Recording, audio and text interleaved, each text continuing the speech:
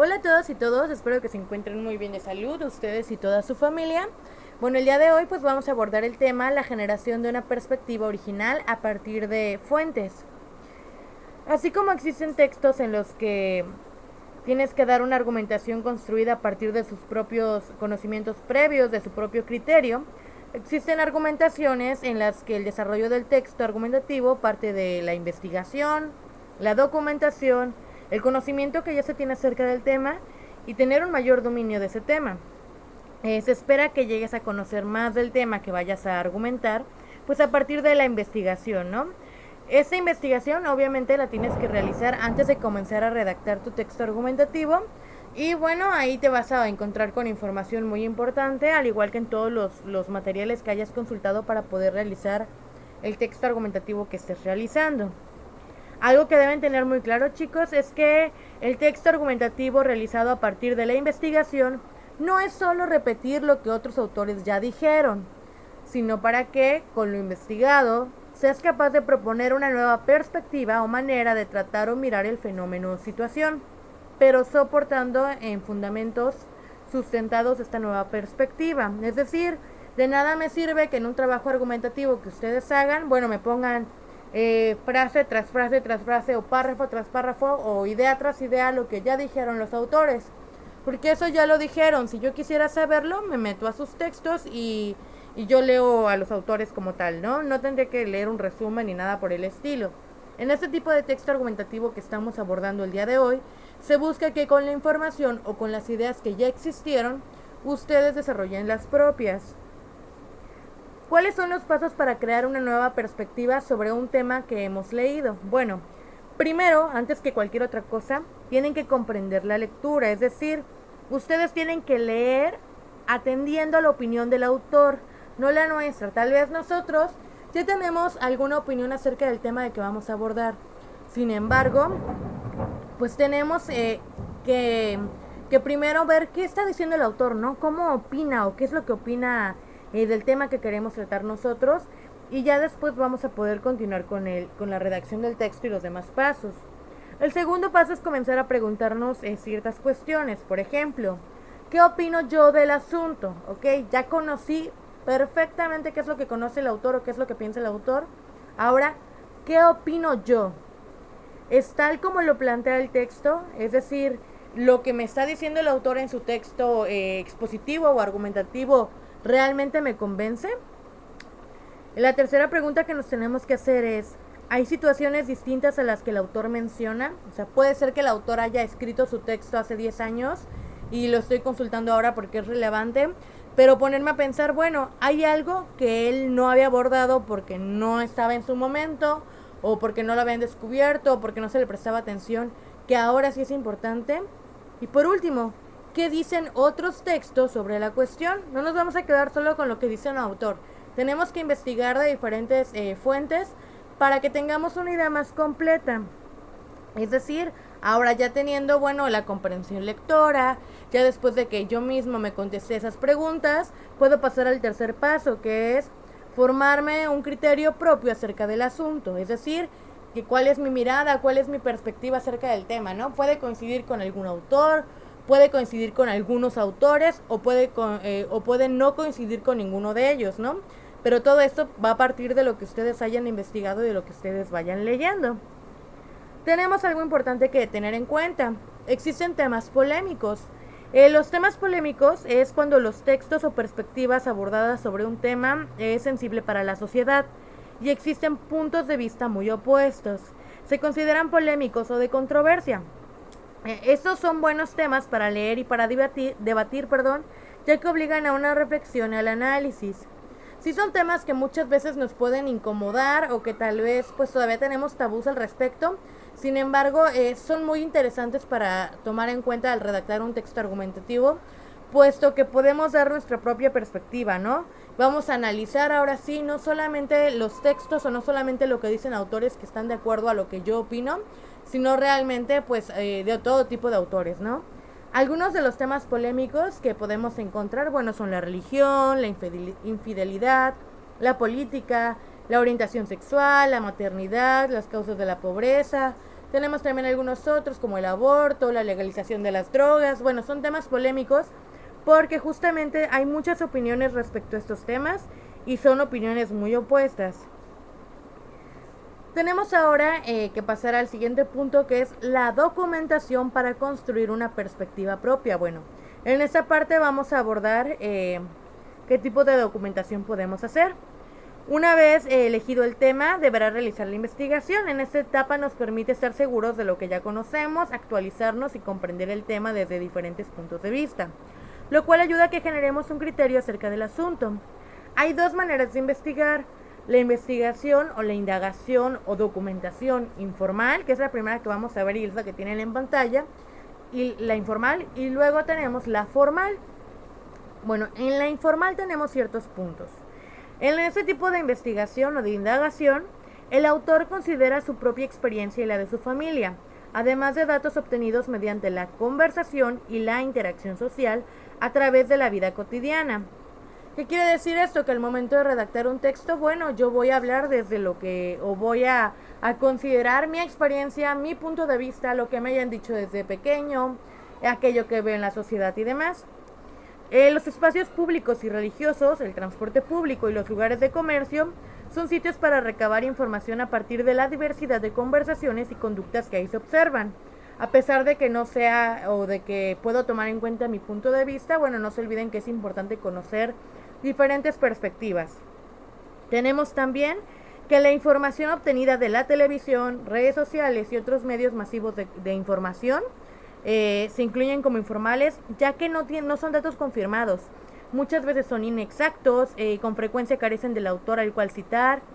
Cuando se emplean estos datos se puede iniciar con frases como la gente comenta que, o la gente dice que, o la gente afirma que, dando a entender que es una idea que tiene un grupo de personas, aunque no se sabe en específico quién la construyó. Entonces este tipo de datos son informales justamente porque no tenemos a alguien que asegure y que sustente y que diga, sí, yo lo investigué y aquí está la información, ¿no? Es lo que opina la gente muchas veces. Ahora, permiten conocer el tema desde un punto de vista más humano, para comprender cómo lo percibe el público.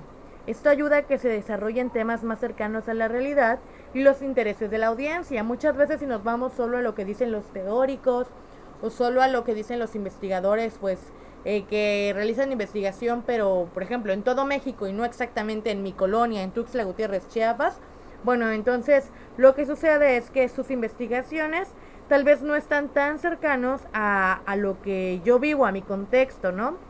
Y tendría que investigar justo en mi contexto para poderle dar solución a un problema o para poder exponer un problema que tiene mi sociedad. Ahora, es un complemento muy importante de la documentación formal, ya que nos permite ver si la teoría y la realidad tienen consecuencias. Esto permite ver si las teorías que desarrollan en otra parte del mundo, y en ocasiones muchas veces las toman y las aplican en cualquier lugar sin realizar ningún otro estudio, bueno, si es verdad que va a funcionar o no. Tendríamos que ver entonces si lo que dicen los teóricos, los investigadores, realmente concuerda con mi contexto social. Por este punto también nos da a entender que la indagación informal y la indagación formal pues van un poco de la mano. La documentación informal es muy similar a lo que se realiza al crear una escritura original argumentada. ¿Se acuerdan que ya vimos ese tema? Solamente que en este caso la documentación informal tiene que ir de la mano con la documentación formal.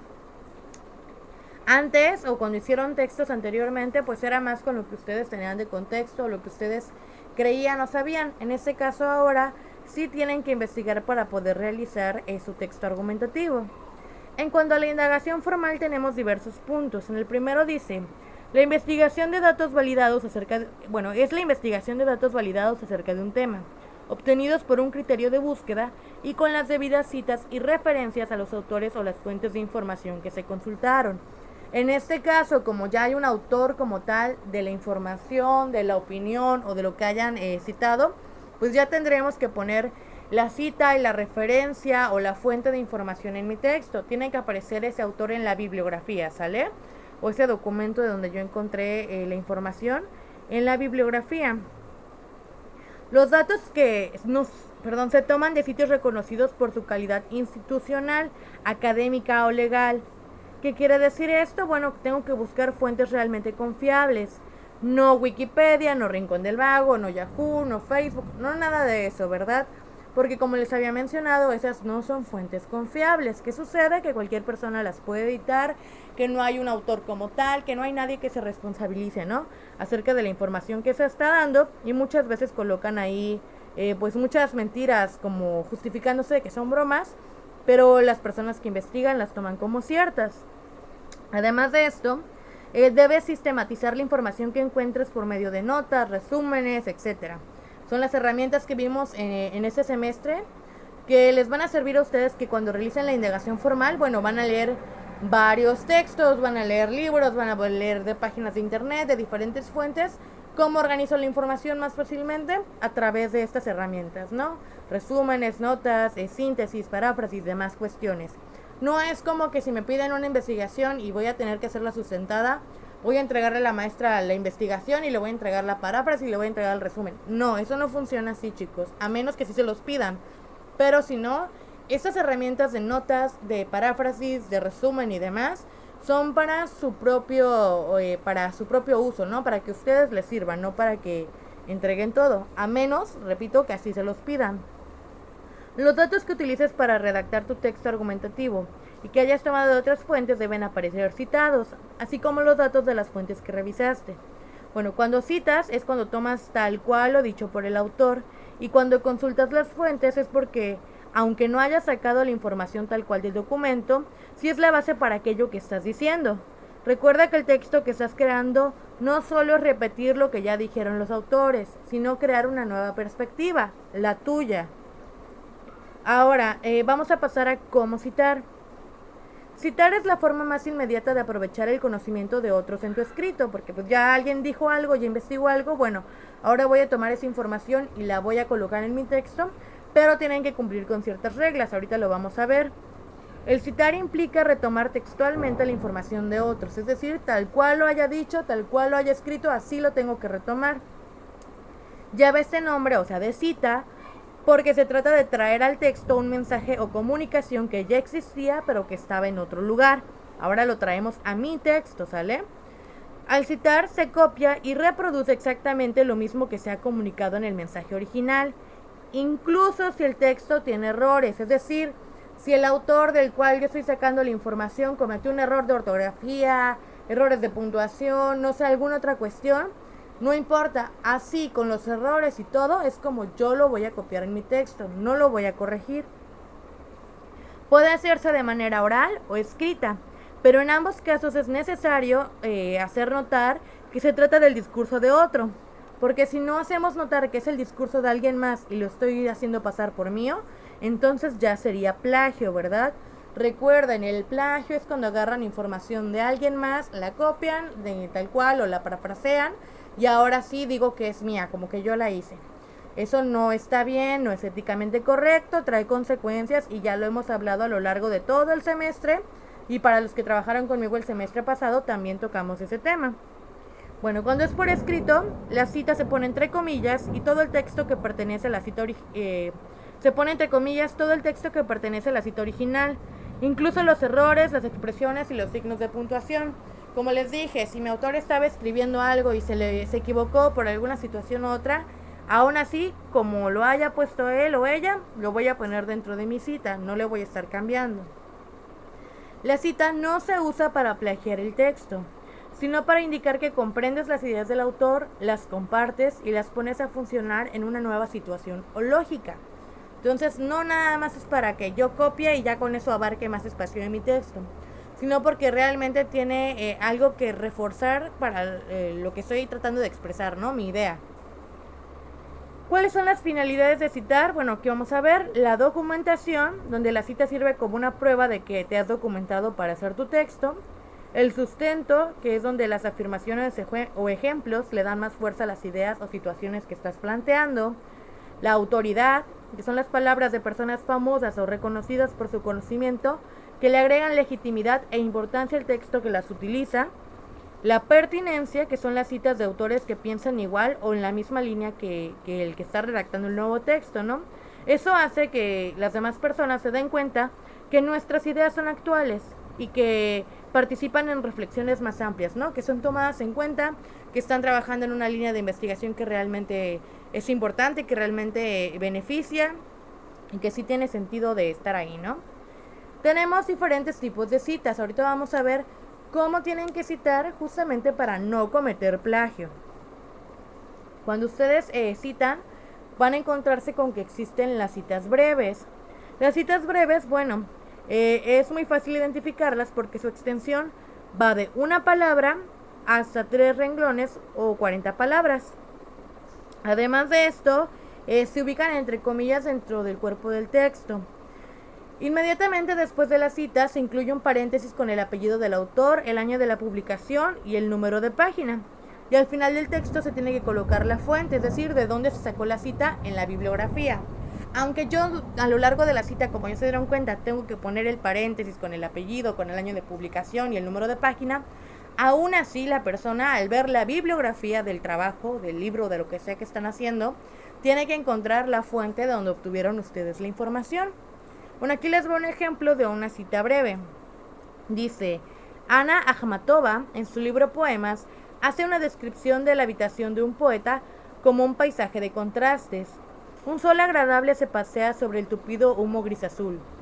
Akhmatova, en 1992-33, lo que muestra el estado físico y mental de un poeta, un hombre al mismo tiempo extraño y tierno. Entonces digamos que este párrafo ustedes lo encuentran en su texto, ustedes lo redactan en su texto. Lo que está entre comillas, es decir, lo que está ahorita subrayado en azul, es la cita como tal que Ana Akhmatova mencionó en el libro de poemas, ¿sale? Es tal cual aparece en ese libro. Si yo voy y veo el libro que me va a indicar en la bibliografía, tengo que encontrarlo tal cual. Ahora, entre paréntesis, yo puedo encontrar ahora el apellido de la autora, de quien dijo la cita, de quien dijo la frase que estoy retomando, el año y el número de página. Lo demás, obviamente, es parte de la redacción del autor que está haciendo el nuevo texto y está utilizando la cita para ejemplificar lo que menciona, ¿no? Tenemos también lo que son las citas largas. Bueno, en estas citas, la extensión es de más de 5 renglones o 40 palabras. Tampoco se vayan a pasar queriendo citar todo el libro porque no tiene sentido, ¿verdad? No se recomienda incluirla como tal dentro de los párrafos del texto. Ahorita van a ver cómo se tiene que incluir. Dice, exige una distribución espacial distinta. La cita se separa del cuerpo del texto y se pone en un párrafo aparte, en un renglón más corto, y no se utilizan las comillas. Para que quede más claro, el ejemplo es este. Dice, la poeta Ana Akhmatova, al igual que el italiano Italo Calvino, llega a ver a la sociedad humana como una utopía, un mito genial de una convivencia pacífica, inexistente en la historia de la humanidad. La autora mira con extrañeza la idea del amor. Es de noche, un lunes 21. La bruma se posa sobre la ciudad. Algún holgazán ha inventado que el amor es posible en la tierra. Y por tedio o por pura pereza, todos le creyeron y así viven. Temen las separaciones, van a las citas y cantan canciones de amor. Akhmatova, 1992-38. Entonces aquí, digamos que esto es como tal lo que encontramos en el texto que estamos leyendo. Esto que está en azul ahora es lo que está diciendo el autor del nuevo texto. Y la cita es todo lo que está ahorita en azul. Esa es toda la cita. ¿Cuál es la diferencia? Que como es larga, no la pongo entre comillas y la escribo como estoy escribiendo la primera parte, sino que ahora es un párrafo aparte y tiene un espacio, si se dieron cuenta, para que la cita se identifique como tal. Y al final, por supuesto, pues van los paréntesis, el apellido, el año y la página. Entonces es la diferencia entre una cita breve y una cita larga. Pero ahora, digamos, ¿cómo editar una cita? ¿Cómo editar una cita? Tal vez se pregunten para qué les va a servir o cuándo lo aplico. Bueno, cuando una sección de un texto sirve para citarla, pero es muy extensa y en realidad no la necesitamos toda, debemos editarla. ¿Qué es editarla? Bueno, voy a hacerle algunos cambios, digamos así, pero recordemos que no podemos cambiar palabras o parafrasearlo para hacerlo más breve, no, porque eso ya no sería una cita, ya sería diferente. Ahorita vamos a ver qué es. Sin embargo, bueno, podemos cortar la sección del escrito que no queremos citar y en su lugar añadimos corchetes y puntos suspensivos. así como se muestra aquí.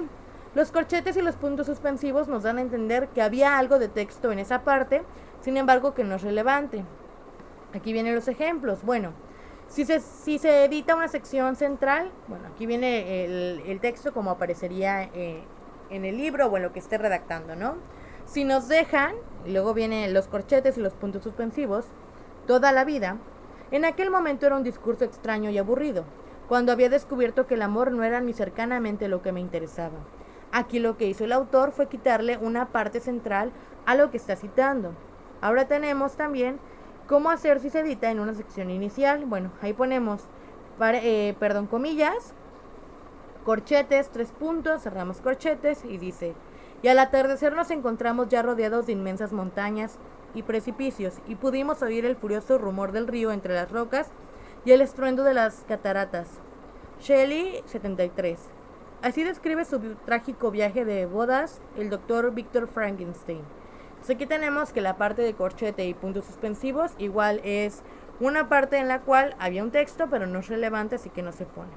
Y por último dice, si se edita en una sección final, se abren comillas, dice, solo quedaban 2 cosas pendientes. Una, conseguir el libro.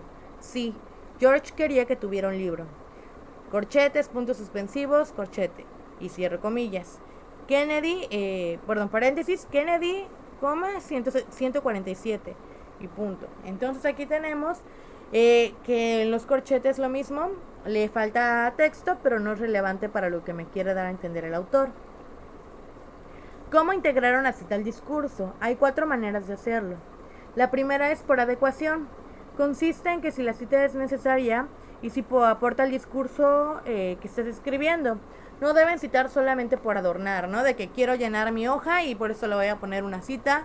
No es correcto. O quiero que suene muy padre poniéndole una frase que escuché bien bonita en internet o que leí bien bonita en internet.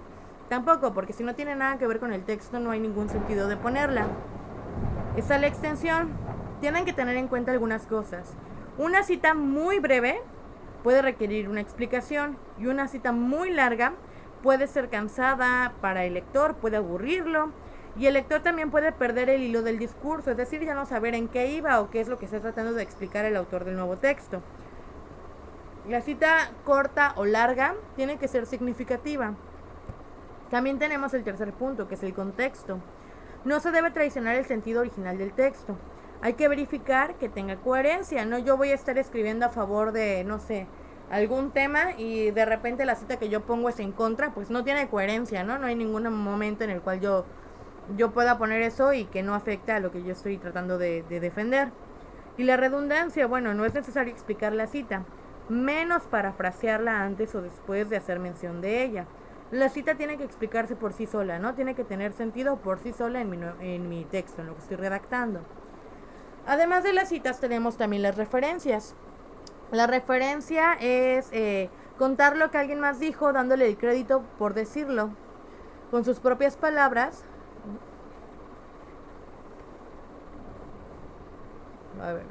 Dándole el crédito, pero sin decirlo con sus propias palabras ni utilizando comillas.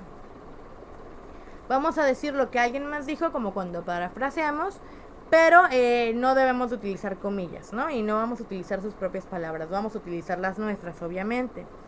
Un ejemplo, bueno, en una cita tenemos aquí, la cita como tal sería: este es un pequeño paso para el hombre, pero un gran salto para la humanidad. Son algunas de las palabras que pronunció el primer hombre que puso un pie en la luna, Neil Armstrong.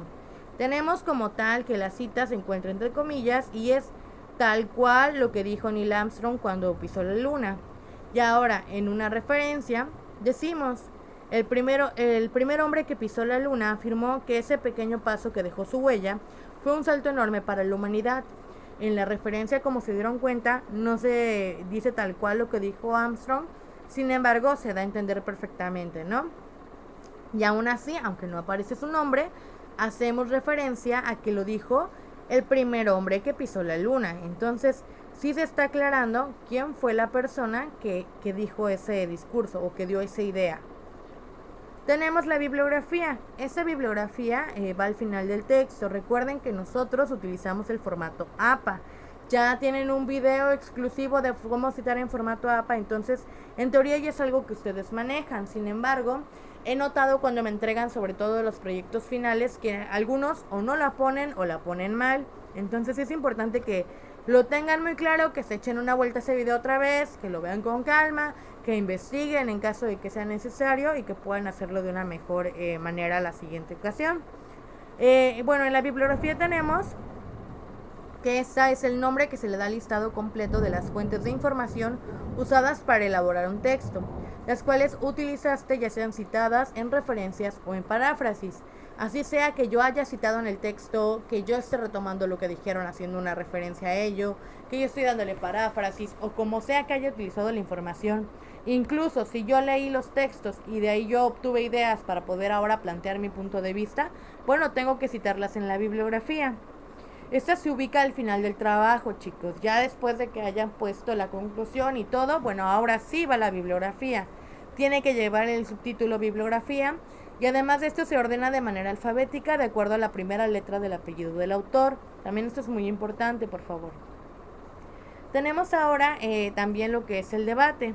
El debate consiste en un intercambio organizado de ideas y es un evento propio de la política, ya que se trata de poner en discusión temas importantes, exponer perspectivas, refutar desacuerdos, pero también es un método propio del diálogo en una sociedad moderna, en donde se contrastan los puntos de vista. Este debate, bueno, corresponde al prototipo textual argumentativo. Tenemos sus características y componentes. Bueno, su función no solo es atacar y defender, se busca provocar ideas y significados distintos a partir del contraste de distintos puntos de vista.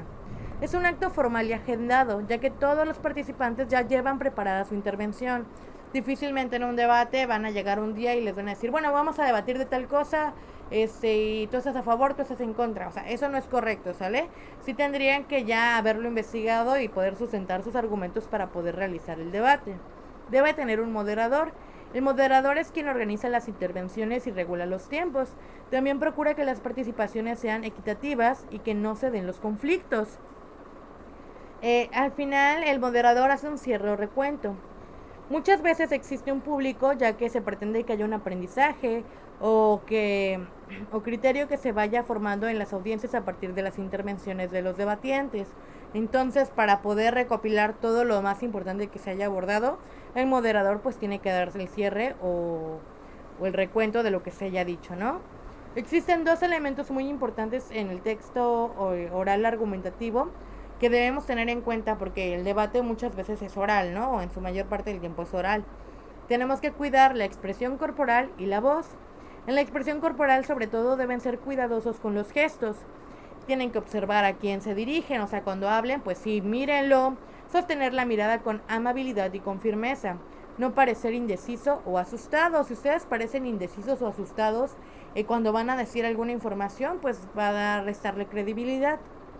Además de esto, pues también tienen que cuidar con la voz, que la audiencia distinga cada una de sus palabras sin que sea lento. O sea, que sí se entienda lo que dicen, pero tampoco vayan a hablar tan lento que sea muy tedioso o que pierdan el tiempo que tienen para poder expresar su idea. Además de esto, pues deben cuidar la respiración para poder controlar el volumen y el tono de la voz. Si ustedes tienen la oportunidad, ahorita que estamos en campañas y todo esto de la política, bueno, pues seguramente se llevarán a cabo algunos debates o no importa si son de este estado o de otros estados.